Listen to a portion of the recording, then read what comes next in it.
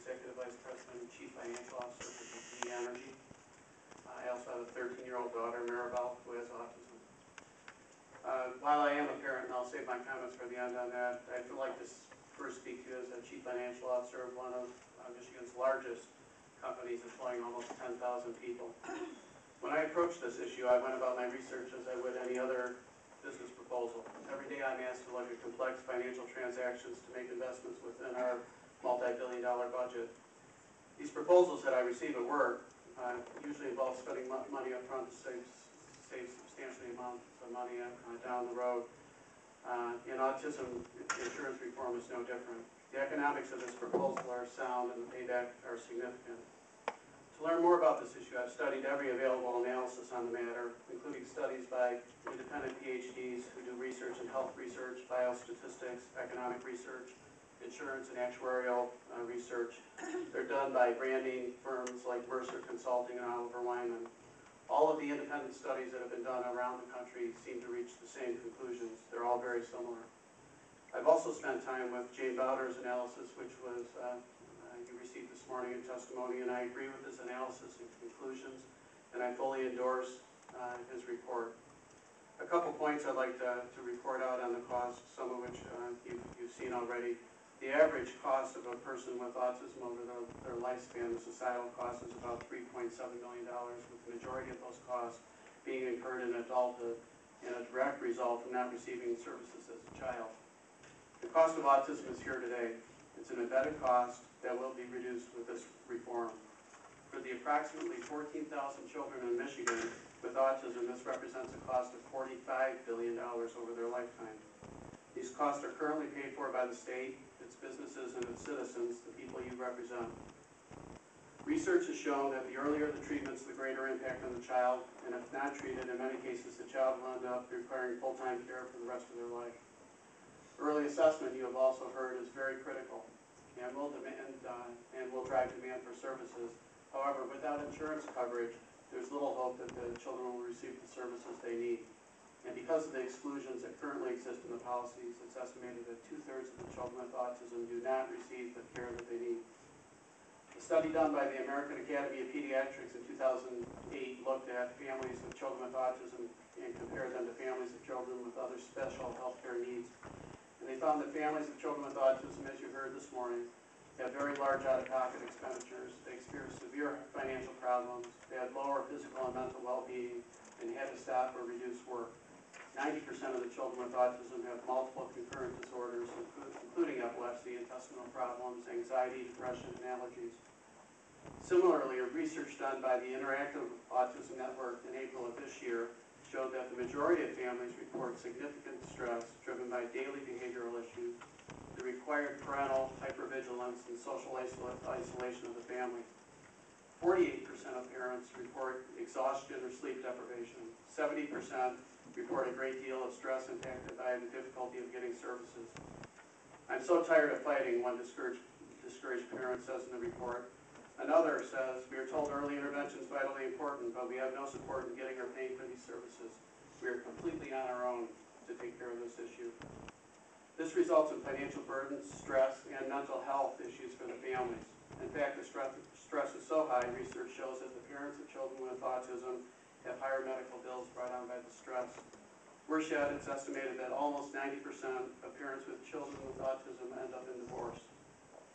As a Michigan employer, if I have an employee who has a child with autism, chances are that they or their spouse have reduced work hours or someone has had to give up their job. If they are working, it's hard to be fully productive. Chances are they're divorced, they're interfacing with multiple therapists, if they can find those therapists at all. They're experiencing extreme financial difficulty, and they themselves are experiencing stress-related medical conditions. As an employer, employees' children are covered on DTE's medical insurance policy through age 25, and this is common in insurance policies. If the child is not independent, they're covered for life on our medical policies. That's also common. Since therapies have a high probability of providing independence and moving children with autism off our insurance by age 25, businesses have a vested interest in providing insurance coverage for autism. I asked our healthcare group to look at the economic studies that I've looked at supporting legislation, and I had a simple question. Would DTE Energy stand behind this legislation? They were so convinced by the financial payback, they're recommending that DTE self-adapt coverage in 2010 for therapies that apply to children with autism. We will join companies like Eli Lilly and Microsoft and the Department of Defense in voluntarily doing this. And for those that think that they're currently saving money as a business or society by not taking action, they wouldn't get many investment proposals by me. The cost of not acting on this reform proposal is the high-cost option. The premium increase to cover the medically proven therapies, as you heard this morning from Jim Bowder, is modest, and the states that have implemented this reform is significantly less than 1%. So as I go around the state talking to businesses and to elected officials about this, I hear legitimate concerns that come up. The first one is, how can we consider this with what's going on with the auto companies and with the state economy and our budget? Having worked for Chrysler for 14 years and seen the impact of what's going on with the autos on the state, DTE Energy and others, I'm well aware of the economic environment that we live in. The reality is the cost of autism is already here, and it's inflating at 14% per year, making it the fastest rising cost in healthcare. This legislation is a cost savings move. The cost of doing nothing means that these costs stay embedded in the cost of doing business in Michigan. The second question that I hear often is, how can we do this at a time of economic distress in Michigan? The premium increase is small, and it's expected it'll take a minimum of several years because of the lack of therapists in Michigan for the cost to actually increase. Research in Texas showed after their legislation was passed that their actual experience was much more modest than what was predicted when they proposed the insurance reform. It ended up being 0.1% of an insurance premium.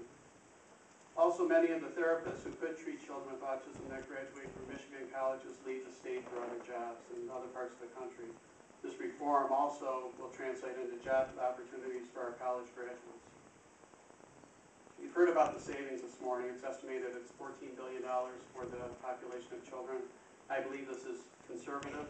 That reflects the savings for the current population of 14,000 children, and it does not take into account the over 800 children added to the population of Michigan children with autism every year.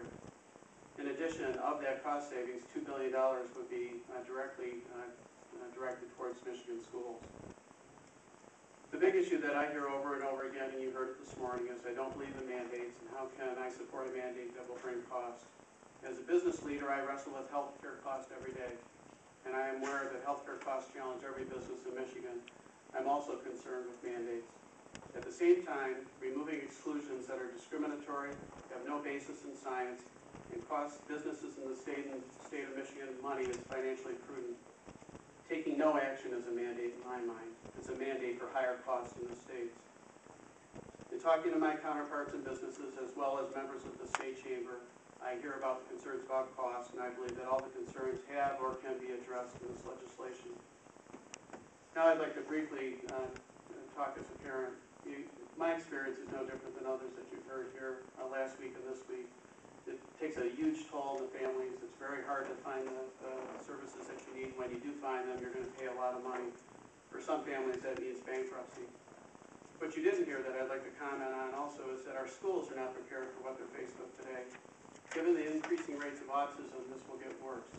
Lack of training, staffing, and old school thinking puts many children with autism in an environment with minimal support and little academic progress. While not the purpose of these hearings, Michigan public schools compound the situation, and this insurance reform will directly benefit the schools, which could redirect dollars towards the academic achievement of children with autism. We love our daughter, and she's brought many gifts to our life, but we also sit back sometimes and say, I have a daughter with autism for a reason.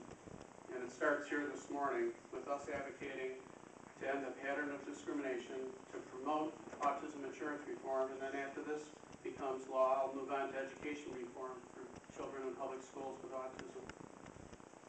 As a policymaker, it's fair for you to ask about costs and outcomes. It's reasonable to ask, do these children get better, and what do the costs entail? With recent research showing that almost half of the children recover typical function, and an additional 40% making significant improvement, these interventions drive measurable results and will drive over $14 billion in savings. I believe the benefits of taking action today significantly outweigh the action of doing nothing, which is the high-cost option.